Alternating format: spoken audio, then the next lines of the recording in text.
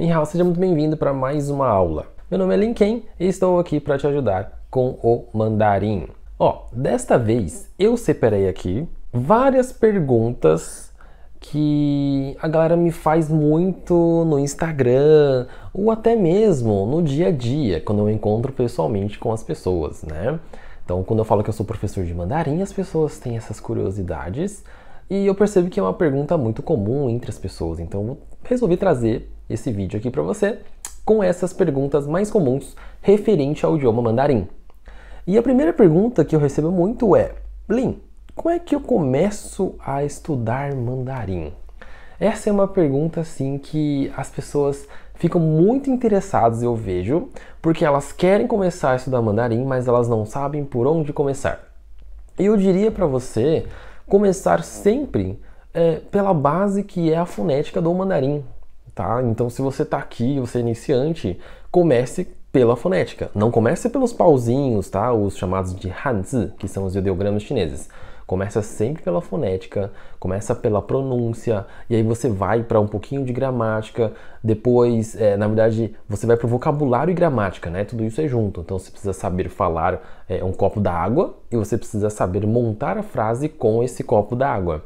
Então, a ideia é que você consiga se comunicar primeiro, tá? Então, esses seriam os primeiros passos para você que está começando a estudar o mandarim, beleza?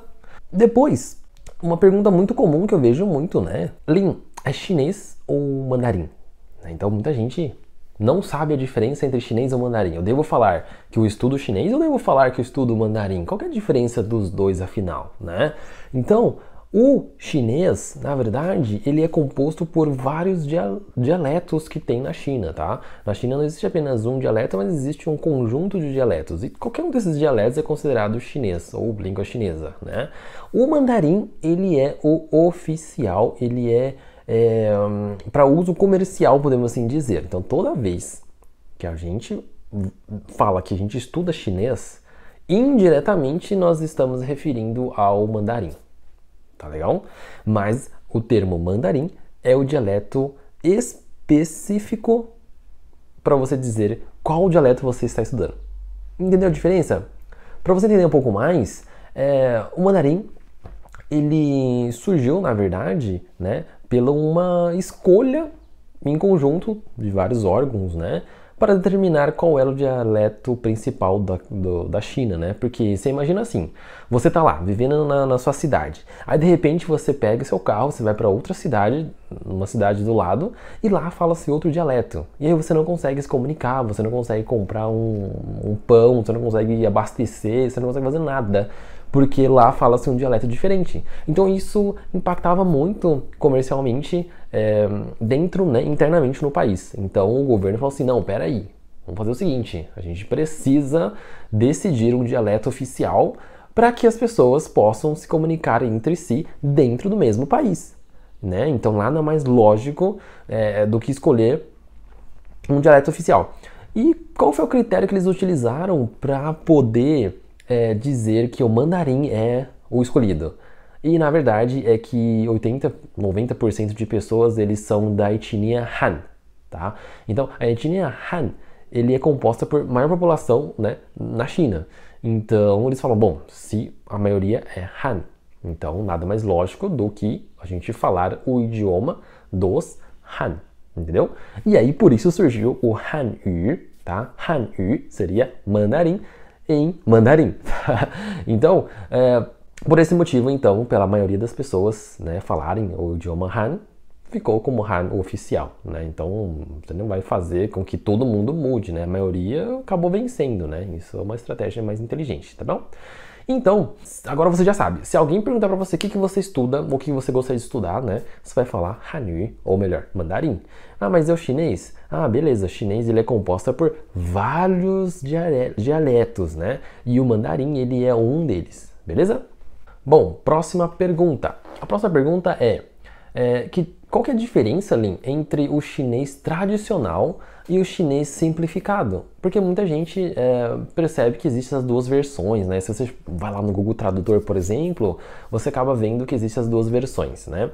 A diferença está na escrita somente, tá? Então, nos ideogramas, a versão tradicional, ela possui mais traços, né? Como o nome já diz, ele é o tradicional. E o simplificado é uma criação, né, da China, da própria China continental, e eles, como o nome já diz, simplificaram a versão tradicional. Então eles pegaram a versão tradicional e selecionaram algumas palavras, né, um conjunto de ideogramas, não todos, e simplificaram eles porque eles achavam que tinha muito traço, que era muito difícil de memorizar, né? Então não fazia sentido ser tão complicado assim. Então eles simplificaram e aí surgiu então a versão simplificado.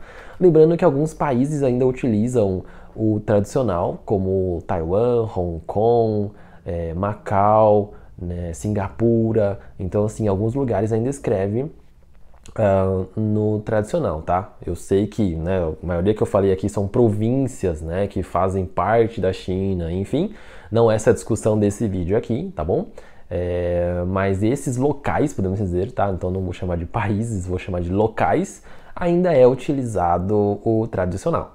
Já a China continental utiliza a versão simplificada, né? Então eu particularmente, eu acho que o simplificado é mais simples, é mais fácil. E se você perguntar para mim, Lin, qual que eu devo aprender, eu devo responder para você, antes de te falar uma resposta, né? Qual o seu objetivo? Se o seu objetivo for morar, por exemplo, em Hong Kong, né, é interessante que você saiba o tradicional. Mas se você quer ter uma oportunidade mais em relação com a China continental, aí é interessante que você aprenda o simplificado. Ah, Lin, eu não sei, tô na dúvida. De verdade. Vai no simplificado então, porque o simplificado ele é mais fácil e simplificado ele te traz mais oportunidades, uma vez que a China ela tá vindo com tudo aí, né? E vamos para a próxima pergunta. A próxima pergunta é: Lin, eu consigo aprender sozinho? Cara, falar a verdade para você, até consegue, tá? Até consegue. Mas é para todo mundo o estilo de estudar sozinho? Não é para todo mundo, tá bom? Por quê? Vamos supor que por exemplo, eu tenho um aluno que é poliglota, né? Uma pessoa que conhece vários idiomas, então essa pessoa ela já sabe mais ou menos o caminho, né? Não que todo idioma tenha o caminho igual, né? Obviamente não, mas ela tem um repertório maior do que outra pessoa que não fala um segundo idioma, um terceiro idioma, entende? Então essas pessoas que possuem um repertório maior do que os outros, talvez tenham uma facilidade maior para aprender sozinho, tá? Agora, é para todo mundo? Não é para todo mundo, né? Porque sozinho, como você não tem o auxílio, né, de outras pessoas, essas pessoas não conseguem te guiar, né? Na verdade, você não tem um guia para te falar, olha, primeiro você faz isso, depois você faz aquilo, né? Então, tipo, essa questão que vai acabar faltando para quem está estudando sozinho. Mas até consegue, se você tiver, dependendo da pessoa, até consegue, tá bom? Um pouquinho mais de paciência, um pouquinho mais de tempo, até consegue. Mas, de novo, não é para todo mundo. E a próxima pergunta é: Lin, quanto tempo leva para aprender? Né? Essa é uma pergunta, assim, muito típica, né? Muita gente pergunta, né? Quanto tempo leva para aprender? Olha, define aprender, né? Eu sei que aprender é muito subjetivo, né? Então a gente está sempre aprendendo. Eu ainda estou aprendendo português, por exemplo, né? Então, mas vamos tirar essa parte abstrata. Digamos que você queira aprender a parte básica, tá? E o que é básico? Básico para mim, tá? Eu, Lin, acredito que o básico seja que você consiga se apresentar alguém da sua família ou algum amigo, né? Você conseguir falar seus hobbies favoritos, você conseguir ir num restaurante e fazer algum pedido, falar para não colocar pimenta, por exemplo. Você tá na rua e você conseguir perguntar onde é o restaurante XYZ, você conseguir pegar um metrô, ir no aeroporto, pedir um táxi, hotel, pedir ir ao banheiro, né, que é muito importante. Que mais? E você desenvolver aí uma conversa, né, com um nativo, por exemplo, de forma fluida, tá? Então eu acredito que esse seria o básico, tá? Quando falo básico, é você conseguir fazer as coisas básicas do dia a dia, tá? Ir numa farmácia, comprar um remédio, né, ir ao médico, falar que você não está sentindo bem, etc e tal. Por que eu estou explicando tanto sobre essa questão de básico? Porque eu vejo por aí que tem muita gente que fala que o curso dele é básico, mas o básico dele é o básico do básico do básico do básico, né? Ou então eu vejo que eles começam a esticar os básicos. Então tem o curso básico 1, básico 2, básico 3, né? Então eu vejo que já vi escola que dá até básico 5, 6, eu acho. Então eu acho um absurdo, né? Então no meu caso existe apenas um básico, né? Pra mim é muito sim ou não, né? Então ou é ou não é. Então o básico meu que engloba tudo isso que eu acabei de falar pra você, tá? Sem mais, sem menos, tá bom? Então esse é o básico. Agora, esse básico que eu estou falando, que você já entendeu, as escolas tradicionais muitas vezes acabam passando numa ideia de 2 anos até 3 anos, tá? Se a pessoa fala que é menos tempo, pode ser que tenha menos conteúdo comparando com o básico que eu considero. Cada professor considera um básico diferente, tá bom? Agora, no meu básico, na minha concepção, no modo tradicional ele vai de 2 a 3 anos, tá? Por que eu sei disso? Porque eu já utilizei o método básico para dar aula também, tá? Então, o que é o método básico, né? O básico é que você aprende a escrever, né? A ler, a ouvir, a falar, tudo junto, né? Então, o meu método hoje ele está dividido em comunicação, que é o básico, e depois a escrita, que vai do intermediário em diante, tá bom? Então, eu acredito que 2 a 3 anos seria um tempo assim médio, tá? Das pessoas pegarem o básico que eu considero o básico. E no meu método, eu consigo levar a pessoa ao básico, nesse básico que eu estou falando, em apenas 1 ano, tá? A diferença é que a pessoa não escreve, tá? Então, a escrita, a parte dos ideogramas, né? Eu deixo elas para a parte do intermediário em diante, tá bom? Então, essa é a diferença. Então, você vai saber falar muito mais, tá? Você vai conseguir se comunicar muito já no básico. Bom, a próxima pergunta é: como saber sempre formar frases? Uma dica que eu dou é uma estrutura muito simples, que se você souber essa estrutura, você percebe que você vai montar aí 80% até 90% das frases em mandarim. Aí os outros 10, 20% é a exceção no caso, tá? Eu chamo ela de estrutura do estilão, tá? Eu mesmo dei esse nome para você poder memorizar. Estilão. Então é você falar chinês mandarim com estilão, tá? Com estilo mesmo. E nada mais é que é uma sigla, né? O estilão é S-T-L-A-O. O S ele vem do sujeito, o T vem de tempo, o L é de lugar, A de ação, no caso o verbo, e depois o O é o objeto. Por exemplo, se você quer montar uma frase em mandarim, basta você seguir o estilão. Vou dar um exemplo aqui para você, só para você entender como é que funciona essa estrutura do estilão. Suponhamos que eu queira falar a seguinte frase em português, tá? Eu comi 2 pães de manhã em casa, tá? Essa é a frase. Se você pensar em estilão, ele vai ficar assim, ó. Eu, sujeito, né? Depois tempo, de manhã, lugar, em casa, ação, comer, e o objeto é 2 pães, né? Então ficaria: eu, de manhã, em casa, comi 2 pães. Você percebe que a estrutura é a mesma, né? Só que ela mudou de ordem e eu deixei ela no estilão. O mandarim é a mesma coisa. Basta você seguir o estilão, tá? Então, se você está querendo montar alguma frase dentro do iniciante, né? Desse grupo, né? Dessa fase de inicial aí, saiba montar no estilão. Você pode seguir estilão sem medo nenhum, que você vai ver que a maioria dos casos vai dar certo, tá? Então, isso é fantástico, beleza? E a próxima pergunta que estão me perguntando é: como é que funciona a gramática, né? Como que é a gramática chinesa? Bom, você já acabou de ver, né, que o estilão ele é muito importante nesse quesito. Mas a gramática tem outras características que nem sempre as pessoas sabem. Por exemplo, flexão de gênero. Não temos flexão de gênero, né? Aqui a gente fala assim que a casa e o carro, né? Então esses artigos que vêm, né, antes e depois das palavras, não temos no mandarim, tá? Ou, por exemplo, flexão de gênero no sentido de aluno ou aluna, professor ou professora, né? Isso não tem no mandarim, tá? Então, existe um termo que é professor e ele serve tanto para homem quanto para mulher, tá bom? Por exemplo, animais aqui, né, que até muda de termo, né? Então, a gente fala cachorro, né, para macho, e a gente fala cadela, né, para fêmea. A gente fala cavalo para macho e a gente fala égua para fêmea. Então, essas palavras, né, que você é o mesmo animal, mas você tem que aprender duas palavras, né, diferentes para falar o mesmo animal. No português eu tive que aprender assim.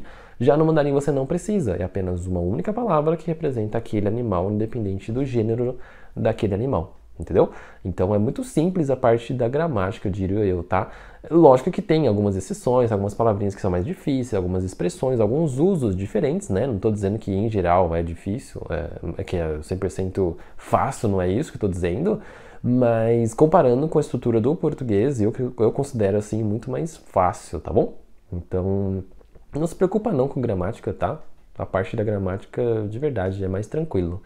A parte mais difícil do idioma realmente é algumas questões, por exemplo, como classificador de contagem, tá? Para quem já estuda, são algumas palavrinhas que possam te atrapalhar na hora, né? Porque não existe no português. Então, por exemplo, se você falar em português, eu comprei um pão, né? Simples, acabou. Um pão, acabou. No mandarim seria aí precisa de um classificador, depois o pão, tá? Por exemplo, seria eu vou colocar um exemplo aqui no meio só para você entender, tá? 1 quilo de pão, tá? Ou um pedaço de pão. Eu comi um pedaço de pão. Então esse quilo, pedaço, né? Fatia. Essas palavrinhas é considerado como se fosse os classificadores, tá? Então, para todos os casos, você precisa de um classificador, tá? Então, o classificador é o que pega um pouco assim, tá? Mas também tem alguns macetezinhos que eu ensino no meu curso que você não precisa saber todos eles no começo, tá bom? E por último, Lin, o que é HSK? E eu preciso dele, né? Então, eu vejo muitas pessoas perguntando isso para mim. O que é o HSK? HSK, né, seria, na verdade, as letras, né, são iniciais do Hanyu Shuiping Kaoshi, que seria teste de proficiência do mandarim, tá? Teste de proficiência do mandarim, o que ele faz? Ele testa, né, o nível do mandarim que você está. Qual o problema disso? Ele testa através de um sistema de escrita, tá? Então, o que eu vejo? Muitas vezes, o aluno ele estuda com o objetivo de querer passar no HSK. Eu acho que isso é um erro. Então, se você está começando, toma muito cuidado, tá? Você tem que estudar para aprender o idioma. E o HSK, ele é consequência do seu aprendizagem. Então, eu sei tanto o mandarim que aí eu vou lá e eu passo na prova do HSK. Você entendeu? Essa é a atitude mental que você precisa ter.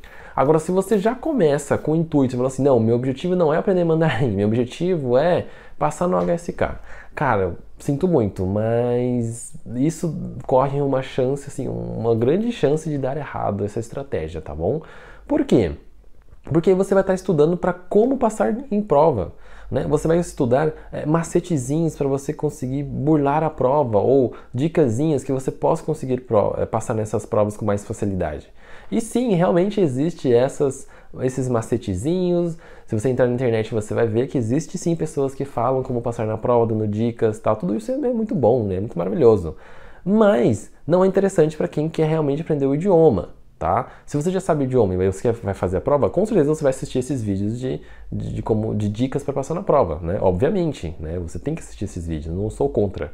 Mas você não deve usar o HSK como pretexto ou objetivo principal de você aprender mandarim, tá? Porque aí você deixa a parte mais importante de lado, que é realmente falar mandarim.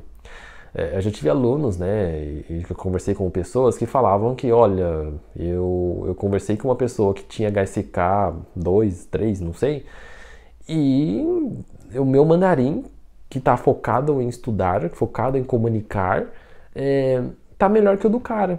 Eu falo melhor que ele, né? Então você percebe que, na verdade, o certificado ali, né, a certificação do HSK ali, nem sempre ele é uma métrica interessante para você medir o seu nível de aprendizagem real, sabe?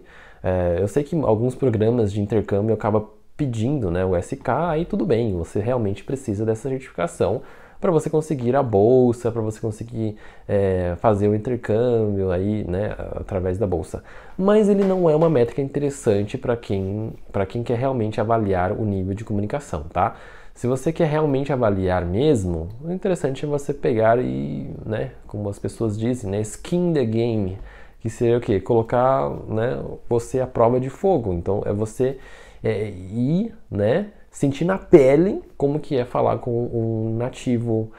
Se você puder fazer uma imersão, ir na China, fazer um intercâmbio e você ver se você realmente está conseguindo conversar com as pessoas. Então, aquilo ali vale muito mais do que qualquer certificado, tá?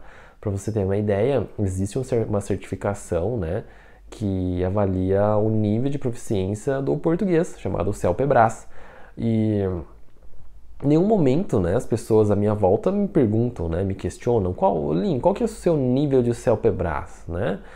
Por quê? Porque as pessoas não precisam saber o nível, ou se eu tenho ou não uma certificação, porque simplesmente eu falo português e ponto, né? Eu posso não falar 100% correto, eu posso dar uma engasgada aqui e ali, mas as pessoas falam assim, nossa, né, dá para considerar que você é fluente no idioma, mas eu sou fluente sem certificação. Isso, eu não tendo certificação, vai desvalidar a minha fluência? Não. Né? A certificação, só se eu quiser tirar, a certificação ele vai servir para provar alguma coisa para alguém, mas não quer dizer nada, né? Se eu precisar de certificação para fazer um intercâmbio, por exemplo, em algum lugar, aí beleza, eu preciso fazer, mas não é meu objetivo nenhum, né, nenhum momento tirar a certificação para provar que eu falo português, simplesmente eu falo português. Né? Então essa atitude mental é que todo mundo deveria ter na hora de aprender qualquer outro idioma, não só em mandarim, tá? Mas em qualquer outro. Mas uma coisa que eu vejo muito acontecer aqui é que as pessoas acabam se apegando muito nessa questão de certificação do HSK, sabe? E quando essa pessoa ela não consegue passar, ou quando ela passa e percebe que ela não fala direito, que ela não se comunica direito, que ela não consegue pegar um táxi na China, aí o problema vem, entendeu? Daí ela se toca, fala, putz, eu errei, né, todo esse tempo de estudo tal, pra quê? Pra nada, aí desanima, frustra, tal. Então, assim, se você está começando agora, eu não quero que você vá por esse caminho, não quero uma frustração para você, né? Eu desejo que você consiga fazer um caminho legal, né? Eu te mostrando aqui o caminho das pedras e te guiar para você conseguir alcançar o seu objetivo com o mandarim, tá? Então, de verdade, espero que você tenha gostado desse vídeo, que você tenha aproveitado essas informações, dessas orientações desse vídeo e bora estudar mandarim, cara. Eu sei que você consegue e tamo junto. A gente se vê no próximo vídeo. 谢谢，再见。